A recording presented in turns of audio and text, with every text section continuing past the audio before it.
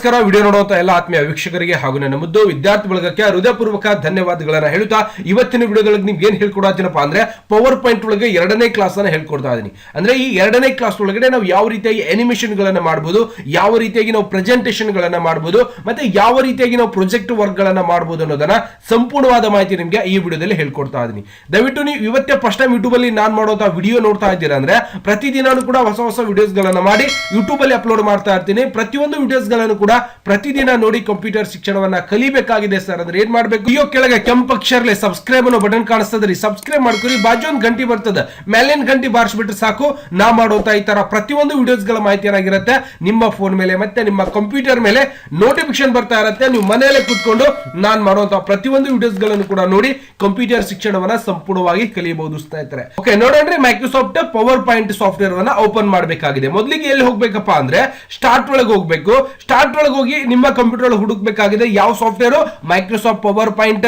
ಗೊತ್ತಾಗ್ತಿದೆಯಾ? ಇದನ್ನ all program ಒಳಗೆ ಹೋಗ್ತೀರಿ. ಮೈಕ್ರೋಸಾಫ್ಟ್ ಪವರ್ ಪಾಯಿಂಟ್ ಎದ್ರೊಳಗೆ ಸಿಗ್ತದೆ, ಮೈಕ್ರೋಸಾಫ್ಟ್ ಆಫೀಸ್ ಒಳಗೆ ಮೈಕ್ರೋಸಾಫ್ಟ್ ಪವರ್ ಪಾಯಿಂಟ್ ಅನ್ನೋ ಒಂದು ಸಾಫ್ಟ್ವೇರ್ ಸಿಗುತ್ತೆ ನಮ್ಗೆ. ಓಕೆನಾ? ಹಾಗಾದ್ರೆ ಮೈಕ್ರೋಸಾಫ್ಟ್ ಆಫೀಸ್ ಸಂಸ್ಥಾಪಕ ಯಾರು, ಮೈಕ್ರೋಸಾಫ್ಟ್ ಆಫೀಸ್ ಒಂದು ಸಾಫ್ಟ್ವೇರ್ ವನ್ನ ಡೆವಲಪ್ಮೆಂಟ್ ಮಾಡಿದವರು ಯಾರು ಅನ್ನೋದು ಕೂಡ ನನಗೆ ಕಮೆಂಟ್ಸ್ ಮುಖಾಂತರ ತಿಳಿಸ್ಕೊಡ್ಬೇಕು. ಇದನ್ನ ಓಪನ್ ಮಾಡ್ಕೋತಾ ಇದೀನಿ. ಓಪನ್ ಆಗುತ್ತೆ. ಇದರ ಒಳಗೆ ನಮ್ಗೆ ಯಾವ ಸಾಫ್ಟ್ವೇರ್ ಕಲಿಬೇಕಾಗಿದೆ, ಮೈಕ್ರೋಸಾಫ್ಟ್ ಪವರ್ ಪಾಯಿಂಟ್ ಸಾಫ್ಟ್ವೇರ್ ಒಳಗೆ ಇವತ್ತು ಅನಿಮೇಷನ್ ಗಳನ್ನ ನಾವು ಯಾವ ತರ ಮಾಡಬಹುದು ಅನ್ನೋದನ್ನ ನೋಡೋಣ.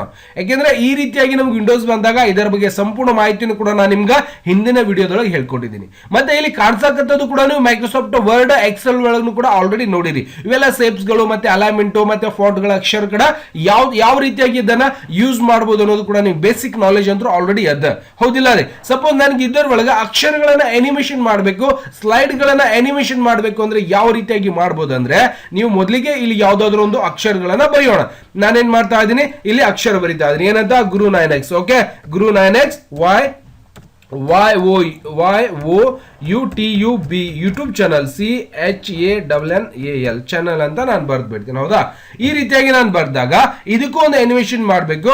ಮತ್ತೆ ಇಲ್ಲಿ ಕೆಳಗಡೆ ಬೇರೆ ಬೇರೆ ಏನಾದ್ರೂ ಒಂದು ಬರಿಬೇಕಾಗಿತ್ತು ಅಂದ್ರೂ ಕೂಡ ನಾನು ಇಲ್ಲಿ ಏನಾದ್ರೂ ಬರೀರಿ. ಓಕೆ, ಕಂಪ್ಯೂಟರ್ COMPUTER ಕಂಪ್ಯೂಟರ್ ಅಂತ ಬರಿಬೇಕಾಗಿದೆ. ಹೌದಾ? ಇದು ಕ್ಯಾಪಿಟಲ್ ಲೆಟರ್ ಒಳಗೆ ಇರಬೇಕು ಕಂಪ್ಯೂಟರ್. ಇದಕ್ಕೂ ಕೂಡ ನೀವು ಅಕ್ಷರವನ್ನ ಬೋಲ್ಡ್ ಮಾಡ್ಕೊರಿ, ಇದನ್ನು ಸ್ವಲ್ಪ ದಪ್ಪ ಮಾಡ್ಕೋಬೇಕು. ಓಕೆನಾ? ಈ ರೀತಿಯಾಗಿ ನಾವು ಎರಡು ಅಕ್ಷರಗಳನ್ನ ಬರ್ತಿದೀವಿ. ಹೌದಾ? ಇದರ ಜೊತೆಗೆ ಗುರು 9x ಯೂಟ್ಯೂಬ್ ಕ್ಲಾಸ್ ಅಂತೂ ಕೂಡ ಮೇಲ್ಗಡೆ ಬರ್ತೀವಿ.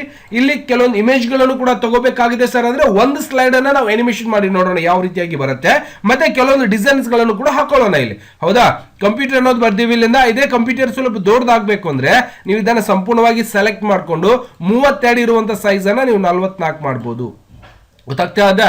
ಮತ್ತೆ ಇದರೊಳಗೆ ಇನ್ನೊಂದು ನೋಡ್ಬೋದು, ನೀವು ಯಾವುದೇ ಒಂದು ಅಕ್ಷರವನ್ನ ದೊಡ್ಡದು ಸಣ್ಣ ಮಾಡ್ಲಿಕ್ಕೆ ಮ್ಯಾಕ್ಸಿಮಮ್ ಎಷ್ಟಿರುತ್ತೆ ಅಂದ್ರೆ 8 ರಿಂದ 96 ವರೆಗೆ ಇರುತ್ತೆ. ಎಲ್ಲಾ ಸಾಫ್ಟ್ವೇರ್ ಒಳಗೂ ಕೂಡ ನಾವು 72 ವರೆಗೆ ನೋಡಿದೀವಿ. ಬಟ್ ಪವರ್ ಪಾಯಿಂಟ್ ಒಳಗೆ ಬಂದ್ಬಿಟ್ಟು ಅಕ್ಷರ ದೊಡ್ಡದು ಮಾಡೋದು ಎಷ್ಟಿರುತ್ತೆ, ಇದು ಸ್ಪರ್ಧಾತ್ಮಕ ಪರೀಕ್ಷೆಯಲ್ಲಿ ಕೇಳುವಂತ ಅತ್ಯಂತ ಉಪಯುಕ್ತವಾದ ಕ್ವಶನ್ ಅಂತಾನು ಕೂಡ ಅನ್ಕೋಬಹುದು. ಎಷ್ಟಿರುತ್ತೆ? 8 ರಿಂದ 96 ವರೆಗೂ ಅತ್ಯಂತ ದೊಡ್ಡ ಮಾಡ್ಲಿಕ್ಕೆ ನಮ್ಗೆ ಇಲ್ಲಿ ಅವಕಾಶ ಇರುತ್ತೆ. ಹೌದಾ? ಹಾಗಾದ್ರೆ ಇಲ್ಲಿ ಕಂಪ್ಯೂಟರ್ ಅಂತ ಬರ್ತೀವಿ. ಕಂಪ್ಯೂಟರ್ ರಿಲೇಟೆಡ್ ಒಂದು ಫೋಟೋನು ಕೂಡ ಇಲ್ಲಿ ಹಾಕ್ಬೇಕಾಗಿದೆ ಸರ್ ಅಂದ್ರೆ ನೀವು ಸೇಪ್ಸ್ ಒಳಗೆ ನೋಡಬಹುದು. ನಿಮ್ಗೆ ಬೇಕಾಗಿರುವಂತಹ ಇವೆಲ್ಲ ಸೇಪ್ಸ್ ಗಳನ್ನು ಕೂಡ ನೀವು ಇದನ್ನ ಯೂಸ್ ಮಾಡಬಹುದು. ನಿಮ್ಗೆ ಹೆಂಗ್ ಬೇಕೋ ಹಂಗೆ ಈ ಸೇಪ್ಸ್ ಗಳನ್ನು ಕೂಡ ನೀವು ಯೂಸ್ ಮಾಡಬಹುದು ಸ್ನೇಹಿತರೆ. ನನಗೆ ಈ ರೀತಿಯಾದಂತಹ ಒಂದು ಸೇಪ್ ಕೂಡ ನಾನು ಏನ್ ಮಾಡ್ತಾ ಇದ್ದೀನಿ, ಇಲ್ಲಿ ಡ್ರ್ಯಾಗ್ ಮಾಡ್ತಾ ಇದ್ದೀನಿ. ಬಟ್ ಈ ಮುಖ ಮೇಲ್ಗಡೆ ಬೇಕಾಗಿದೆ ಸರ್ ಅಂದ್ರೂ ಕೂಡ ನನಗೆ ಅವಾಗ ಏನ್ ಮಾಡ್ಬೇಕು, ಕೆಳಗಡೆ ಮೇಲ್ಗಡೆ ಸ್ವಲ್ಪ ರೊಟೇಷನ್ ಕೂಡ ಮಾಡಬಹುದು. ನೀವು ತಲೆ ಕೆಡಿಸ್ಕೋಬಾರ್ದು. ಅವಾಗ ಎಲ್ಲಿ ಅರೇಂಜ್ ಒಳಗಲ್ಲ, ಇದನ್ನ ರೊಟೇಷನ್ ಒಳಗೆ ಹೋಗ್ಬೇಕು. ಎಲ್ಲಿ ಕಾಣಿಸ್ತಾ ಇದೆ ನೋಡಿ, ರೊಟೇಷನ್ ಒಳಗೆ ಹೋಗ್ಬೇಕಿಲ್ಲ ಅಂದ್ರೆ ಇದರ ಮೇಲೆ ಬಂದು ನೀವು ಈ ರೀತಿಯಾಗಿ ಕೂಡ ರೊಟೇಷನ್ ಮಾಡಬಹುದು. ಗೊತ್ತಾಗ್ತದ? ಇದರ ಮೇಲೆ ಬಂದು ಹಿಂಗೆ ರೌಂಡ್ ಆಗಿ ಬರ್ತದೆ, ಇದನ್ನ ತಿರುಗಿಸ್ಕೊಂಡ್ ಬಿಡ್ಬೋದು ನೀವು. ಅದೇ ಮುಖ ಈ ಕಡೆ ಬರಬೇಕು ಸರ್ ಅಂದ್ರೆ ಕೂಡ ನಾವ್ ಏನ್ ಮಾಡ್ಬೋದು, ಇಲ್ಲಿಂದ ಅರೇಂಜ್ ಒಳಗೆ ನೋಡೋಣ, ರೊಟೇಷನ್ ಅನ್ನೋದು ಬರತ್ತೇನೋ, ರೊಟೇಷನ್ ಬರ್ತಾ ಇದೆ. ಇಲ್ಲಿಂದ ಹಾರಿಜಾಂಟಲ್ ಅಂತ ಬರಿತಾ ಇದ್ದೀನಿ. ಓಕೆ, ಈ ರೀತಿಯಾಗಿನೂ ಕೂಡ ಬರ್ತಾ ಇದೆ. ಈ ರೀತಿಯಾಗಿನೂ ಕೂಡ ನೀವು ಸೇಪ್ ಚೇಂಜ್ ಮಾಡಬೇಕಾಗಿತ್ತು ಅಂದ್ರೂ ಕೂಡ ನೀವು ಸೇಪ್ ಗಳನ್ನ ಚೇಂಜ್ ಮಾಡಬಹುದು. ಸರ್ ಇದರೊಳಗೆ ಒಂದು ಫೋಟೋ ಹಾಕ್ಬೇಕಾಗಿದೆಯಲ್ಲ ಸರ್ ಅಂದ್ರೆ ಇದನ್ನ ಸೆಲೆಕ್ಟ್ ಮಾಡ್ಕೊಳ್ಳಿ. ಮಾಡ್ತಿದ್ದಾನೆ ಎಲ್ಲಿ ಹೋಗ್ಬೇಕು, ನಾವು ಫಾರ್ಮೆಟ್ ಒಳಗೆ ಹೋಗ್ಬೇಕು. ಫಾರ್ಮೆಟ್ ಒಳಗೆ ಹೋಗಿ ಇಲ್ಲಿಂದ ಫಿಲ್ ಸೇಪ್ ಅಂತ ಇರತ್ತೆ. ಓಕೆನಾ? ಸೇವ್ ಫಿಲ್ ಅಂತ ಇರುತ್ತೆ. ಇದರ ಮೇಲೆ ಕ್ಲಿಕ್ ಮಾಡಿಕೊಂಡು ನಿಮ್ಗೆ ಬೇಕಾಗಿರುವಂತಹ ಪಿಕ್ಚರ್ಸ್ ಗಳ ಮೇಲೆ ಸೆಲೆಕ್ಟ್ ಮಾಡಿ ನೀವೇನ್ ಮಾಡ್ಬೋದು, ಅಲ್ಲಿ ಒಂದು ಇಮೇಜ್ ಕೂಡ ಅದರಲ್ಲಿ ಇನ್ಸರ್ಟ್ ಮಾಡಬಹುದು. ಯಾಕೆಂದ್ರೆ ಕೆಳಗೆ ಬರ್ತದೆ, ಯಾಕಂದ್ರೆ ಮುಖ ಮೇಲ್ಗಡೆ ಇದನ್ನು ಕೆಳಗಡೆ ಮಾಡಿದೀವಲ್ಲ, ಹಾಗಾಗಿ ಈ ತರ ಬರುತ್ತೆ. ಇಲ್ಲ ಸರ್ ನನಗೆ ಸೇಪ್ ಬದಲಾವಣೆ ಮಾಡಬೇಕಾಗಿದೆ ಅಂದ್ರೆ ನೀವೇನ್ ಮಾಡ್ಬೋದು, ಇದನ್ನ ಬದಲಾವಣೆ ಮಾಡಬೇಕಾಗಿದೆ ಸರ್ ಅಂದ್ರೆ ಇದಕ್ಕೆ ಸೆಲೆಕ್ಷನ್ ಮಾಡ್ಕೋರಿ. ಇಲ್ಲಿಂದ ನಾವೇನ್ ಮಾಡ್ಬೋದು, ಚೇಂಜ್ ಸೇಪ್ ಅನ್ನೋದು ಎಲ್ಲಾದ್ರೂ ಕಾಣಿಸುತ್ತಾ ಅನ್ನೋದು ಕೂಡ ನೋಡೋಣ. ಓಕೆನಾ? ಔಟ್ಲೈನ್ ಇರುತ್ತೆ, ಟೆಕ್ಸ್ಟ್ ಬಾಕ್ಸ್ ಎಡಿಟ್ ಸೇಪ್ ಅಂತ ಇದೆ. ಇಲ್ಲಿಂದ ಚೇಂಜ್ ಸೇಪ್ ಅಂತ ಇದೆಯಲ್ಲ ಇದರ ಮೇಲೆ ಕ್ಲಿಕ್ ಮಾಡ್ಕೊರಿ. ನಿಮ್ಗೆ ಬೇಕಾಗಿರುವಂತಹ ಸೇಪ್ಸ್ ಗಳನ್ನು ಕೂಡ ಇಲ್ಲಿ ಬದಲಾವಣೆ ಆಗ್ಬಿಡುತ್ತೆ. ಯಾವ್ದು ಬೇಕಾದ ಸೇಪ್ಸ್ ಗಳನ್ನು ಕೂಡ ನೀವು ಹಾಕ್ಬೋದು. ಬಟ್ ಕೆಳಗೆ ಬರುತ್ತೆ, ಅದನ್ನ ರೊಟೇಷನ್ ಮಾಡ್ಕೊಂಡು ನೀವೇನ್ ಮಾಡ್ಬೋದು, ಹಾರಿಜಾಂಟಲ್ ಮಾಡಿದಾಗ ಈ ರೀತಿಯಾಗಿ ನಮ್ಗೆ ಏನಾಗಿರುತ್ತೆ, ಒಂದು ಸೇಪ್ಸ್ ಕೂಡ ಒಂದು ರೆಡಿಯಾಗಿ ಬಂದಿರುತ್ತೆ. ಹೌದಾ, ಈ ರೀತಿಯಾಗಿ ಇಮೇಜ್ ಹಾಕಿದ್ದೀನಿ. ಇವುಗಳಿಗೆ ಅನಿಮೇಷನ್ ಹೆಂಗ್ ಕೊಡೋದಪ್ಪ? ಈಗ ಅಕ್ಷರ ಅನಿಮೇಷನ್ ಆಗ್ಬೇಕು, ಈ ಪೇಜು ಅನಿಮೇಷನ್ ಆಗ್ಬೇಕು, ಇದನ್ನು ಕೂಡ ಅನಿಮೇಷನ್ ಆಗ್ಬೇಕಂದ್ರೆ ನೀವೆಲ್ಲಿ ಹೋಗ್ಬೇಕು, ಅನಿಮೇಷನ್ ಒಳಗೆ ಹೋಗ್ಬೇಕು. ಗೊತ್ತಾಗ್ತದ? ಅನಿಮೇಷನ್ ಒಳಗೆ ಹೋಗಿ ಏನ್ ಮಾಡ್ಬೇಕಾಗಿದೆ, ಇಲ್ಲಿ ಅನಿಮೇಷನ್ ಕೊಡ್ಬೇಕಾಗಿದೆ ಅಲ್ವಾ. ಅಕ್ಷರಿಗೆ ಮೊದಲಿಗೆ ಪೇಜ್ ಅನಿಮೇಷನ್ ಕೊಡ್ಬೇಕು ಅಂದ್ರೆ ಇದರ ಮೇಲೆ ಕ್ಲಿಕ್ ಮಾಡಿ. ನೋಡಿ ಈ ರೀತಿಯಾಗಿ ಬಹಳ ಫಾಸ್ಟ್ ಆಗ್ತಾ ಇದೆಯಲ್ಲ, ಅದನ್ನ ಇಲ್ಲಿಂದ ಸ್ಲೋ ಅಂತ ಮಾಡಬೇಕು, ಅಂದ್ರೆ ಸ್ಲೋ ಆಗಿ ಬರುತ್ತೆ. ಇದನ್ನು ಕ್ಲಿಕ್ ಮಾಡ್ಕೋರಿ. ನೋಡಿ ಈ ರೀತಿಯಾಗಿ ನಮ್ಗೆ ಏನಾಗಿರುತ್ತೆ, ಇವೆಲ್ಲ ಸ್ಲೈಡ್ಗಳು, ಇವೆಲ್ಲ ನಿಮ್ಗೆ ಯಾವ ರೀತಿಯಾಗಿ ಸ್ಲೈಡ್ಸ್ ಗಳ ಅನಿಮೇಷನ್ ಬೇಕೋ ನೀವು ಆ ರೀತಿಯಾಗಿ ಸ್ಲೈಡ್ಸ್ ಗಳ ಅನಿಮೇಷನ್ ಕೂಡ ಮಾಡ್ಕೋಬಹುದು. ಇದು ಪೇಜ್ಗೆ ಅನಿಮೇಷನ್ ಕೊಟ್ಟಿದ್ದೀನಿ. ಹೌದಾ, ನೆಕ್ಸ್ಟ್ ಈಗ ಅಕ್ಷರಗಳಿಗೆ ಅನಿಮೇಷನ್ ಕೊಡ್ಬೇಕು ಅಂದ್ರೆ ನೀವು ಅಕ್ಷರಗಳನ್ನ ಸೆಲೆಕ್ಟ್ ಮಾಡ್ಕೊಂಡು, ಓಕೆನಾ, ನೀವು ಯಾವ ಪೇಜ್ ಮೇಲೆ ಇರುವಂತ ಅಕ್ಷರಗಳನ್ನ ಸೆಲೆಕ್ಟ್ ಮಾಡ್ಕೋತಿರೋ ಅವು ಅಕ್ಷರಗಳನ್ನ ಸೆಲೆಕ್ಟ್ ಮಾಡಿದ ಮೇಲೆ ಎಲ್ಲಿ ಹೋಗ್ಬೇಕು, ಇಲ್ಲಿಂದ ಕಸ್ಟಮ್ ಅನಿಮೇಷನ್ ಅನ್ನೋದು ಸಿಗುತ್ತೆ. ಈ ಕಸ್ಟಮ್ ಅನಿಮೇಷನ್ ಮೇಲೆ ಹೋಗಿ ಏನ್ ಮಾಡ್ಬೇಕಪ್ಪ ಅಂದ್ರೆ ಆಡ್ ಇಫೆಕ್ಟ್ ಒಳಗ ನಿಮ್ಗೆ ಎಂಟ್ರೆನ್ಸ್ ಅಂದ್ರೆ ಬರುವಂತ ಇಫೆಕ್ಟ್ ಬಂದ ಮೇಲೆ ಹೋಗ್ಬೇಕು ಅಂದ್ರೆ ಎಕ್ಸಿಟ್ ಇಫೆಕ್ಟ್ ಅಂತ ನಾವು ಹೇಳ್ತೀವಿ. ಹೌದಾ, ನಾವು ಎಂಟ್ರೆನ್ಸ್ ತಗೋಬೇಕಾಗಿದೆ ಅಂದ್ರೆ ಮೋರ್ ಇಫೆಕ್ಟ್ ಒಳಗೆ ಹೋಗ್ಬೇಕು. ಇದನ್ನ ಸ್ವಲ್ಪ ಸೈಡ್ ತಗೋತಿದ್ದಾನೆ. ಇಲ್ಲಿ ಕಾಣಿಸುತ್ತೆ ನಿಮ್ಗೆ ಯಾವ ಇಫೆಕ್ಟ್ ಯಾವ ರೀತಿಯಾಗಿ ಬರುತ್ತೆ ಅನ್ನೋದು ಕೂಡ. ನೋಡಿ ಇಲ್ಲಿ ಕಾಣಿಸ್ತಾ ಇದೆಯಾ, ನೋಡಿ ಈ ರೀತಿಯಾದಂತಹ ಒಂದು ಇಫೆಕ್ಟ್ ಗಳನ್ನು ಕೂಡ ನಾವು ಅಕ್ಷರಗಳಿಗೆ ಕೊಡಬಹುದು. ಭಾರಿ ಚೆನ್ನಾಗಿರುತ್ತೆ. ನಿಮ್ಗೆ ಯಾವ ತರ ಅಕ್ಷರಗಳು ಬೇಕೋ, ಯಾವ ತರ ಇಫೆಕ್ಟ್ ಗಳು ಬೇಕೋ, ಮತ್ತೆ ಯಾವ್ಯಾವ್ದು ಬೇಕು ಇವೆಲ್ಲ ಬಹಳಷ್ಟು ಇರ್ತಾವ. ನೀವು ಮತ್ತೆ ಕೆಳಗೆ ತಗೋರಿ, ಇವೆಲ್ಲಾನು ಕೂಡ ಇಫೆಕ್ಟ್ ಗಳು ಇರ್ತಾವ. ನೀವು ಯಾವುದೇ ನಿಮ್ಮ ಪ್ರಾಜೆಕ್ಟ್ ವರ್ಕ್ ಆಗಿರ್ಬೋದು ಅಥವಾ ನೀವು ಏನೇ ಮಾಡಕತ್ತೀರಂದ್ರೂ ಕೂಡ ಅದನ್ನ ಬಹಳ ಈಸಿಯಾಗಿ ಮಾಡಬಹುದು. ಇದನ್ನ ಇಫೆಕ್ಟ್ ಆಗಿದೆ ಅಂತ ಗೊತ್ತಾಗಬೇಕು ಅಂದ್ರೆ ಇಲ್ಲಿ ಗೊತ್ತಾಗ್ತಾ ಇರತ್ತೆ. ಟೈಟಲ್ 1ಗೆ ನಾವು ಅನಿಮೇಷನ್ ನ ಕೊಟ್ಟಿದ್ದೀವಿ ಅಂತ ಕೂಡ ನಾವು ನೋಡ್ತಾ ಇದೀವಿ. ನೆಕ್ಸ್ಟ್ ಈಗ ಎರಡನೇ ಅಕ್ಷರಗೂ ಕೂಡ ಆಗ್ಬೇಕು ಅಂದ್ರೆ ಇದಕ್ಕೂ ಕೂಡ ಸೆಲೆಕ್ಷನ್ ಮಾಡ್ಕೊಂಡು ಆಡ್ ಇಫೆಕ್ಟ್ ಒಳಗೆ ಹೋಗಿ ಎಂಟ್ರೆನ್ಸ್ ಒಳಗೆ ಏನ್ ಮಾಡಬೇಕು, ಮತ್ತೆ ಮೋರ್ ಇಫೆಕ್ಟ್ ಒಳಗೆ ಹೋಗಿ ನಿಮ್ಗೆ ಬೇಕಾಗಿರುವಂತಹ ಇಫೆಕ್ಟ್ ಗಳನ್ನ ನೀವೇನ್ ಮಾಡಬಹುದು, ಇಲ್ಲಿ ಕೊಡಬಹುದು. ನೋಡಿ ಜೂಮ್ ಆಗಿ ಅಲ್ಲಿ ಹೋಗಿ ನಿಂತು ಬಿಡುತ್ತೆ. ಅದಾದ್ಮೇಲೆ ಇಮೇಜ್ ಗಳಿಗೇನು ಕೂಡ ಅನಿಮೇಷನ್ ಇದೇ ರೀತಿಯಾಗಿ ಕೊಡಬಹುದು. ಕಸ್ಟಮ್ ಅನಿಮೇಷನ್, ಇಲ್ಲಿಂದ ಆಡ್ ಇಫೆಕ್ಟ್ ಒಳಗೆ ಹೋಗಿ ಎಂಟ್ರೆನ್ಸ್ ಒಳಗೆ ಹೋಗ್ತಿದ್ದಾನೆ, ಇಲ್ಲಿಂದ ಮೋರ್ ಇಫೆಕ್ಟ್ ಒಳಗೆ ಹೋಗೋದು, ಮೋರ್ ಇಫೆಕ್ಟ್ ಒಳಗೆ ಹೋಗ್ತಿದ್ದಾನೆ. ನಿಮ್ಗೆ ಬೇಕಾಗಿರುವಂತಹ ಈ ರೀತಿಯಾದಂತಹ ಒಂದು ಇಫೆಕ್ಟ್ ಗಳನ್ನ ನೀವು ಏನ್ ಮಾಡಬಹುದು, ಇಲ್ಲಿ ಬಹಳ ಸರಳವಾಗಿ ಕೊಡಬಹುದು.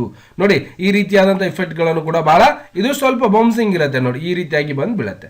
ಓಕೆ ಮಾಡ್ಕೋತಾ ಇದೀನಿ. ಮತ್ತೆ ಈ ಪೇಜಿಗೆ ಸಪೋಸ್ ಏನಾದ್ರೂ ಡಿಸೈನ್ ಮಾಡಬೇಕಾಗಿತ್ತು, ಅನಿಮೇಷನ್ ಕೊಡೋ ಗೊತ್ತಾಯ್ತಲ್ವಾ. ಓಕೆ, ಇದನ್ನ ಪ್ರಿವ್ಯೂ ನೋಡ್ಬೇಕಲ್ಲ ಸರ್ ನಾವು ಅಂದ್ರೆ ನೀವೇನ್ ಮಾಡ್ಬೇಕು, ಇದರ ಮೇಲೆ ಕ್ಲಿಕ್ ಮಾಡ್ಕೊಂಡು ಇದನ್ನ ಮೀಡಿಯಂ ಅಂತ ಇದೆಯಲ್ಲ ಸ್ಲೋ ಇಟ್ಕೊಳ್ಳಿ. ಓಕೆನಾ, ಎಲ್ಲಾನು ಕೂಡ ನಾವು ಇಲ್ಲಿ ಮೀಡಿಯಂ ಇರುವಂತದನ್ನ ಸ್ಲೋ, ಅಂದ್ರೆ ಇಲ್ಲಿ ಟೈಮಿಂಗ್ ಎಡಿಟ್ ಮಾಡುವಂತ ವಿಧಾನ ಇದು. ಓಕೆ, ಮತ್ತೆ ಇದಕ್ಕೂ ಕೂಡ ಫಾಸ್ಟ್ ಇದೆ. ಇದನ್ನು ಕೂಡ ನಾನು ಏನ್ ಮಾಡ್ತೀನಿ, ಇದನ್ನ ಸ್ಲೋ ಅಂತ ಇಟ್ಕೊಂಡ್ಬಿಡ್ತೀನಿ. ಅದಾಗ್ತಿದ್ದಾನೆ, ಇಫೆಕ್ಟ್ ಅನ್ನ ಕ್ಲೀನ್ ಮಾಡಿದ್ದೀನಿ. ಈಗ ಏನ್ ಮಾಡಬೇಕು, ಸ್ಲೈಡ್ ಶೋ ಆಗಬೇಕಾಗಿದೆ. ಕ್ಲಿಕ್ ಆನ್ ಮೌಸ್ ಅಂತ ಇದೆ, ಇದನ್ನ ತೆಗೆದು ಬಿಡಬೇಕು. ಆಟೋಮೆಟಿಕ್ ಅಂತ ಸೆಲೆಕ್ಷನ್ ಮಾಡಿ ನೀವೇನ್ ಮಾಡ್ಬೇಕು, ಇಲ್ಲಿಂದ ಸ್ಲೈಡ್ ಶೋ ಅಂತ ಇರತ್ತೆ, ಸ್ಲೈಡ್ ಶೋ ಮೇಲೆ ಕ್ಲಿಕ್ ಮಾಡಿ. ಇವಾಗ ಆಟೋಮೆಟಿಕ್ ಆಗಿ ಏನಾಗ್ತಾ ಇರತ್ತೆ, ಒಂದು ನಾವು ಪೇಜ್ ಮಾಡಿರುವಂತಹ ಒಂದು ಅನಿಮೇಷನ್ ಆಗಿನೂ ಕೂಡ ಒಂದು ಪೇಜ್ ನಮ್ಗೆ ಇಲ್ಲಿ ಕಾಣಿಸ್ತಾ ಇರತ್ತೆ. ಈ ರೀತಿಯಾಗಿ ನಾವು ಏನ್ ಮಾಡಬಹುದು, ಪ್ರೆಸೆಂಟೇಷನ್ ಪೇಜ್ ಗಳನ್ನ ಅನಿಮೇಷನ್ ಮುಖಾಂತರ ಮಾಡಿ ಪ್ರಾಜೆಕ್ಟ್ ವರ್ಕ್ ಗಳನ್ನ ನೋಡಬಹುದು. ಗೊತ್ತಾಗಿದೆಯಾ?